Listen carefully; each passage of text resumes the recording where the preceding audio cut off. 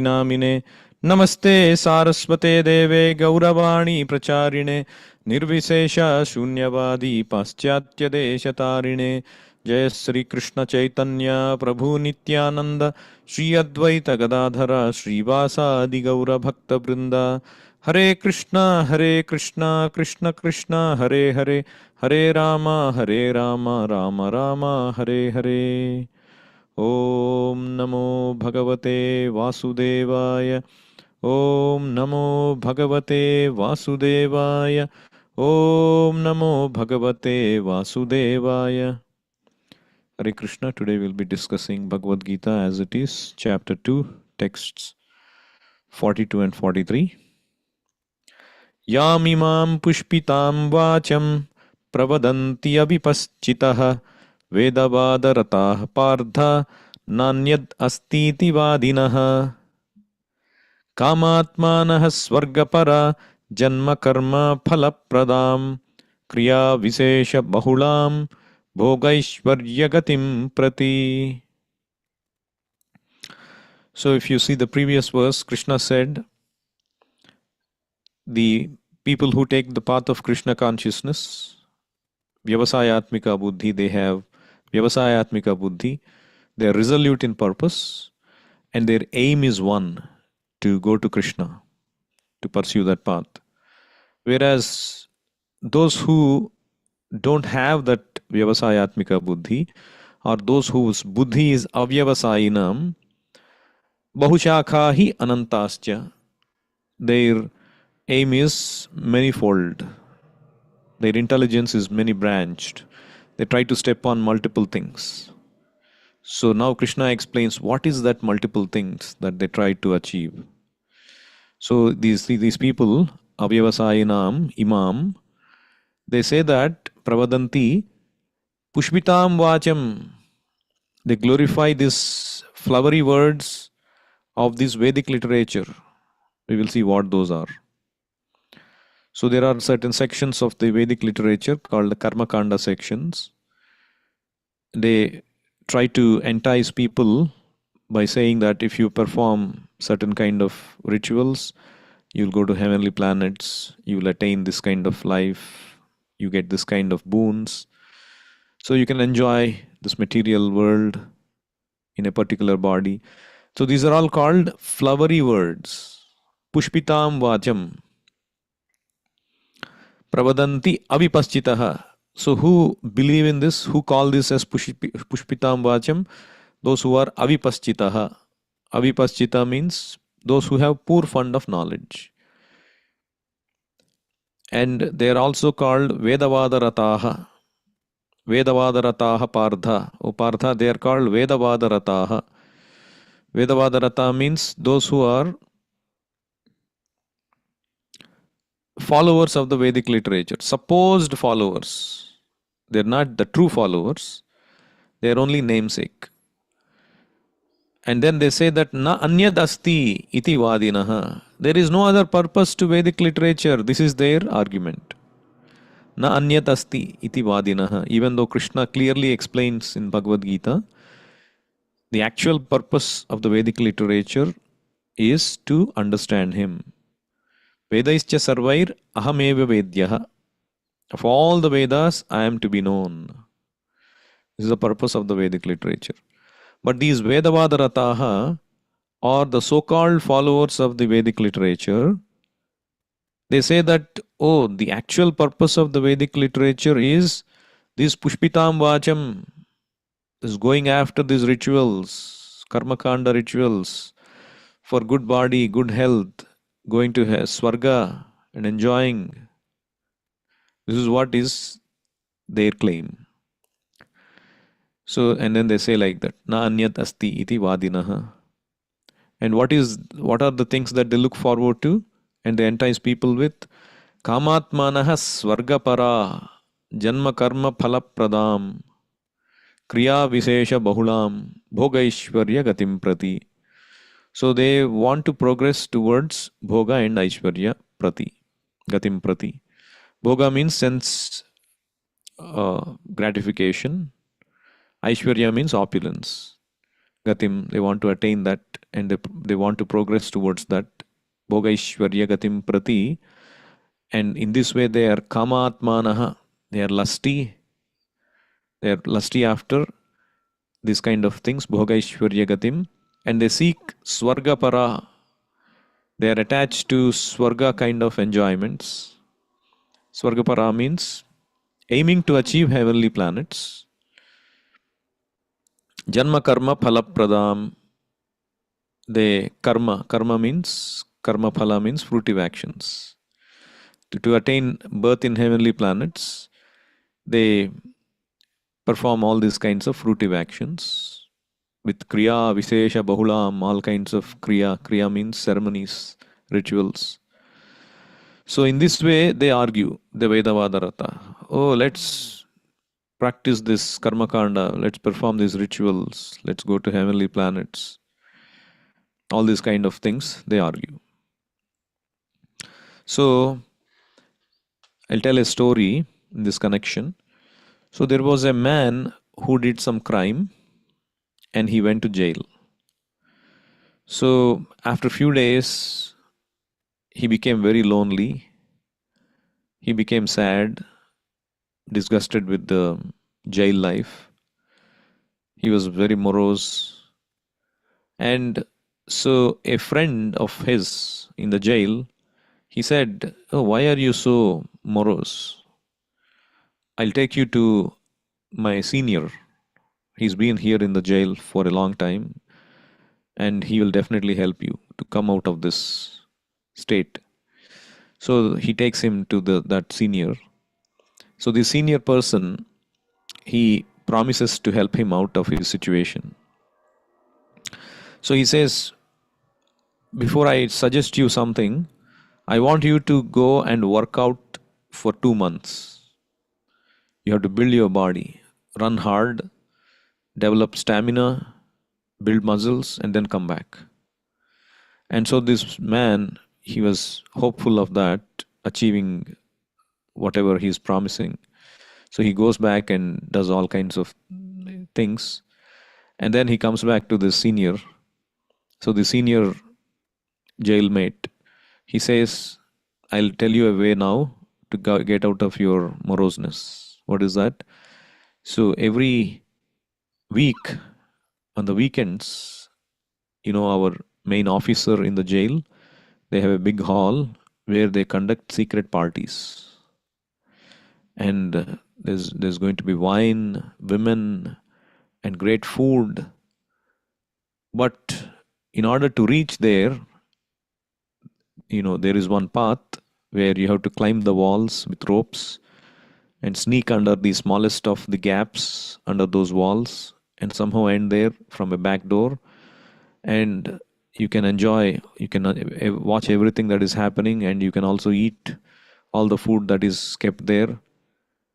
And then this man starts to follow that path, and he starts to enjoy like that for week after week. He keeps looking forward to that.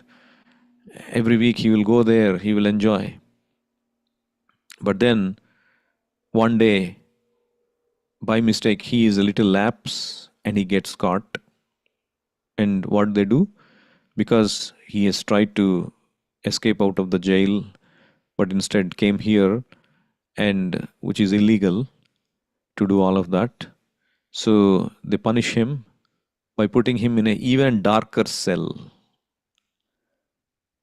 And they find out who advised this, and they say that, oh, this senior person has advised, and they put him also in even more darker cell. So it ends with even bigger disappointment. So this whole thing, what I said, the story is like the karma kanda path. So karma kanda is like this. What Krishna is saying is like this. So you are in this material world because you committed some sinful activity, or you are in this material world because you need to transform your mentality. Just like somebody comes to the prison, he needs to transform his mentality to obey the government. Because we disobeyed Krishna, we are sent to this material world to learn how to become obedient to Krishna again. So this person came to the jail And then everybody in this material world, we are in dukkha, misery, dukkhalayam ashashvatam. So this man became miserable. But he chose to associate with a senior person who can help him to get happiness. So we go to this Karmakanda sections which promise happiness. So the senior advised him to work hard. So the Karmakanda advises us to perform these rituals with a lot of hard work. And thereby, this man found a way to go to this higher cell, higher rooms of enjoyment. So we also go to these heavenly planets or achieve higher enjoyment. And then one lapse, you get caught. Or even if you don't get caught in heavenly planets, you'll be thrown again. Kshine punye matyalokam vishanti. You'll have to come back. And if you perform any heinous activity, you will be sent to a sinful species, lower species, animal species. So this man was sent to a darker cell because he tried to escape. And the person who advised him to get that kind of happiness, or these false gurus, Vedavada Rataha, those who are these so called religionists, but those who mislead people, pseudo religionists, those who mislead people saying Kamatmanaha Swargapara Janma Karma Phalapradam, they'll be sent to even darker places. As Isopanishad confirms, Andham Tamaha Pravishanti Ye Avidyamupasate Tato Bhuya Ivate Tamo Yau Vidyayam Rataha. So that Vidyayam Rataha or Vedavada Rataha are the same. So if you mislead people into wrong religion, or saying that religion means this only, enjoy senses, then you'll be sent to even darker places. Like that.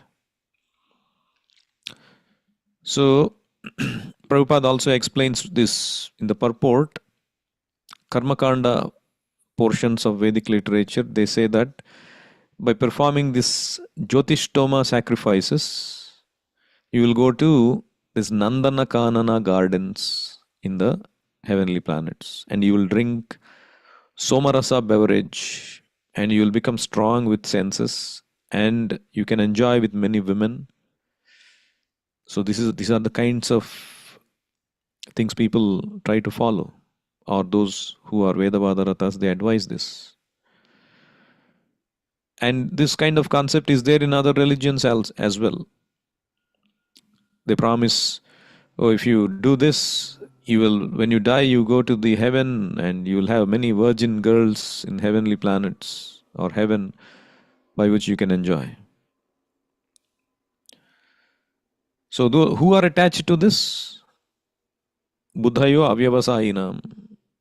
Those who are less intelligent, Prabhupada says in the purport. Those who are less intelligent are attached. Now one may say, why they are less intelligent? They are seeking higher enjoyment. No, it is actually, even if you go to heavenly planets, you have to come down. And if you commit one mistake, you will be sent to the lower species. So that is why these are all poisonous fruits of a tree. If you become attracted to this attractive fruit, but it is poisonous, what is the use? So these are all cheating religion. Anybody who misleads us into any path other than surrendering to Krishna, Krishna consciousness, this is called cheating religion. So this is a definition of cheating religion versus bona fide religion. You should be clear on this. Bhagavad Gita is very clear. What is cheating religion? What is real religion? Anything which does not lead us back home, back to Godhead, shelter of Krishna. Any religion which does not lead us to attraction of God, devoid of any personal gratification, that is a cheating religion. one who misleads to material enjoyment, to stay in the material world. It may be in so many garbs, it may be in so many forms and shapes. It doesn't matter. If that religion is leading us to stay in this material world, to only work for sense gratification, that is a cheating religion. Even if it is mentioned in the Vedic literature. What to speak of other religions that we hear. Then one may ask, why is it mentioned in the Vedic literature? So are you saying the Vedic literature is a cheating religion? Yes and no. Yes, because some portions of the Vedic literature are written like that. But the actual purpose, as I said, when you cross these portions, you go to the higher portions, more intricate portions, confidential portions of Vedic literature, the Upanishads. The Upanishads are glorifying the lotus feet of Krishna. The Upanishads are glorifying the lotus feet of the holy name of Krishna. Nikhila Shruti Mauli Ratnamala Dyuti Nirajitapada Pankajanta Ayimukta Kulairupasyamanam Paritastvam Harinama Samshrayami. So it is said that Nikhila Shruti Mauli, the Mauli means the head or the Kirita of all the Shruti Vedic literature is the Upanishads. And they are like the jewels. If you take the body of the whole Vedas, the jewel necklace or on the top of the head you have jewels, the helmet, those are the Upanishads. And these jewels are emanating effulgence. Like the diamonds and the jewels, they are all emanating effulgence. Similarly, the Upanishads are emanating effulgence, and that effulgence is going and falling on where?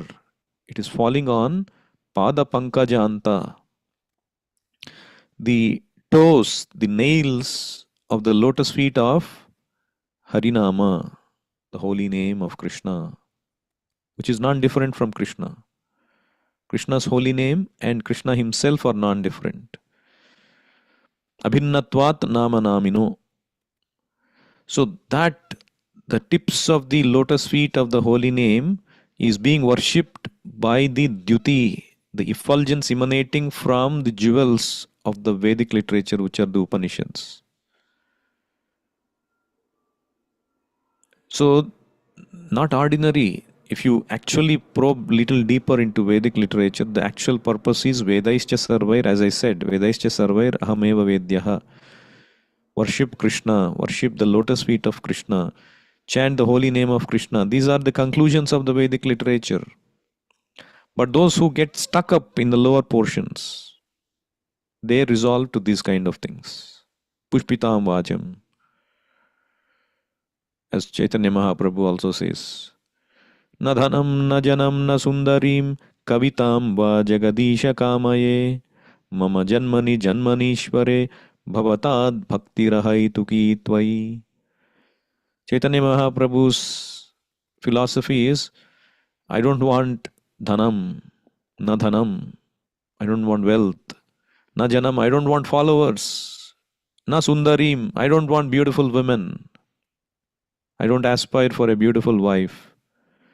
Kavitam, kavitam means a very poetic description or the flowery words of the Vedic literature by which you get attracted to material happiness.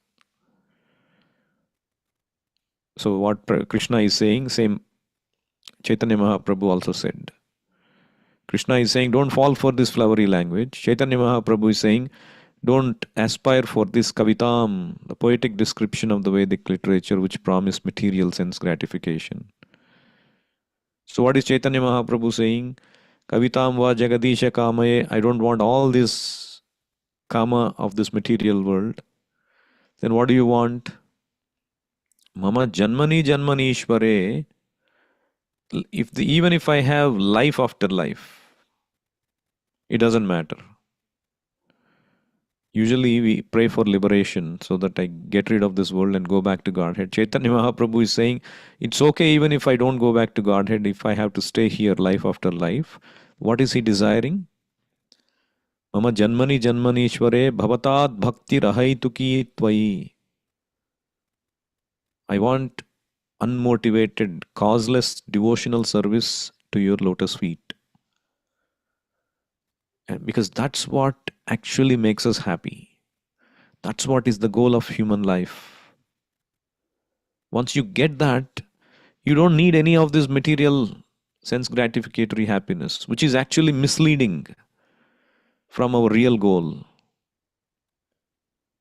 And that is Chaitanya Mahaprabhu's teaching.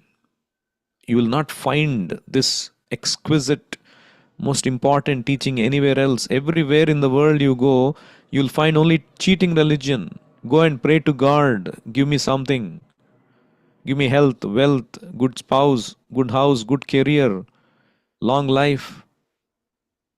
Nobody in this world is praying, going to God and praying, my Lord, let me be engaged in your service life after life. It's very rare. This knowledge is very, very rare. And we are fortunate, very, very fortunate to get in touch with a spiritual master who represents purely Krishna and who gives this knowledge from the most confidential parts of the Vedic literature. In fact, this is the most confidential part of the Bhagavad Gita also. But unfortunately, people who are less intelligent, they fall trap. Then the question remains that why is it mentioned in the Vedic literature? So the answer to that is that Vyasadeva, he considered that if you give only knowledge of Krishna and path of surrender to Krishna, that is meant for Ayimukta Kulai Rupasyamanam. It's meant for Nivrutta Tarshai Rupagiyamanat, the liberated souls, or at least those who are in mode of goodness. But people are all in different modes of ignorance, modes of passion. They will not surrender to Krishna. They will not take to Krishna consciousness because if you are in lower modes, you are attracted to sense gratification. Mode of passion, as we will discuss in the 14th chapter of Bhagavad Gita. Tada rajastamo bhava kama lobhadayaschaya. If you are in modes of passion and ignorance, you will be kama lobhadayaha. You will be after lust and greed. So, to gradually raise them from the lower modes to mode of goodness, Vyasadeva has given opportunity for them in involving in sense gratification in a regulated way. Like this marriage ceremony, for example. What is marriage ceremony? Nothing but sense gratification, but in a regulated way. Instead of enjoying like animals, you get married, have a dharma patni, and enjoy with that dharma patni. The purpose is not unlimited sense gratification. The purpose is to regulate so that one day you will gradually realize, hey, what is this? I'll just give it up altogether. What is this compromised enjoyment? What is this killing of animal once in a month on an Amavasya? And anyway, I have to again get a body to be killed by this animal. What is all this? So that sense eventually that person will get. But until that sense comes, these lower portions of Vedic literature are given for those people. At least they stick to Vedic literature, they stick to an authority instead of becoming like animals. So that is the purpose why that is there. Just because that is there doesn't mean that everybody should go and follow that. Those who are intelligent, those who want true bona fide religion, they should take to Krishna consciousness, not fall trap for these. So one time, Prabhupada was asked this question. One devotee brought up this question. So Prabhupada, in one of the purports, he said that a sannyasi should never discourage a young man from getting married. What Prabhupada also advised in another occasion that a sannyasi should encourage young men to remain brahmachari. So these two seem to be contradictory. On one hand, a sannyasi should not discourage from marriage, and on the other hand, he should encourage to remain brahmachari. So there's a kind of contradiction. So Prabhupada said, according to time and circumstances, we have to follow appropriately. Just like Krishna says, Niyatam kuru karmatvam karmajjayo hi akarmanaha. So you have to follow your prescribed duty. At the same time, Krishna says in the end, Sarvadharman parityajya, give up your so-called duties and do what I say. Now we have to adjust. That is not contradiction. Krishna is not contradicting. According to time, place, and circumstance, according to a set of people, they fall in certain buckets and they need to follow certain instructions. So the karma kandas, therefore, is recommended in the Vedas for certain section of people who want to be attached to karma kanda. Do some vratas for health, happiness, and do some rituals for going to Swarga. So these three sections are there: Karma Kanda, Gnana Kanda, Upasana Kanda in Vedic literature. Finally, you have to take to Upasana of Krishna. And people who cannot directly take, they go gradually through Karma Kanda and then Gnana Kanda and finally Bhakti. So unless you come to Bhakti, it is useless. Srimad Bhagavatam kicks out all these lower aspects. That way, Bhagavatam is spotless, Amala Purana. It kicks out all these lower aspects of religion which mislead you from the real path. There was another occasion where the Prabhupada was invited to a convention of all holy people in India one time. And the talk was in Hindi, and lots of masses of people were coming to hear from the sadhus, different sadhus in India. And they voted Prabhupada to be the president of the convention. But the convention was such that everybody was given a chance to speak. And then the president would speak last. And so Prabhupada had to sit. And there were many sadhus, some were practicing Mauna and some they would just write on the chalkboard. Some were having their mouths covered, like the Jains, they covered their mouths. And many, not just Jains, many other people. And there are Mayavadis and the yogis. And so many people. They had different habits, and they started to talk. And they started to give different kinds of knowledge about Atma, these Vedas, spirituality. And then not even one person spoke about Krishna and Krishna consciousness. They all spoke from Vedas and Bhagavad Gita. Not even one person spoke about Krishna. And then finally Prabhupada's turn came and he became so animated and he was quoting shlokas. And he was chastising them with his talk. And he said, Srimad Bhagavatam kicks out all these cheating religions. And they all became quiet. They couldn't say anything. And then in the end, Prabhupada said, what is the use of these conventions? Of course, to the disciples later. So what is the use of these conventions? They talk about unity and peace, but they will never achieve it. Because as long as you want sense gratification in the name of religion, you have your own idea apart from the idea of God, you will never have peace and happiness and unity. Unless you surrender to Krishna, there cannot be unity.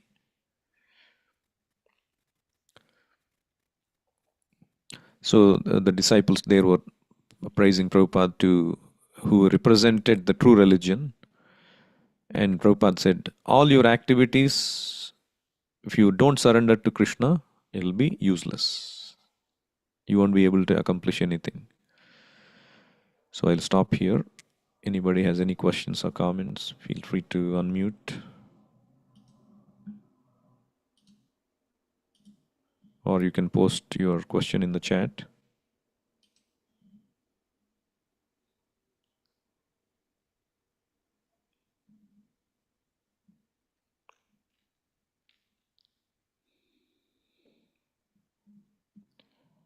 Bhagavad Gita as it is ki jai, Srila Prabhupada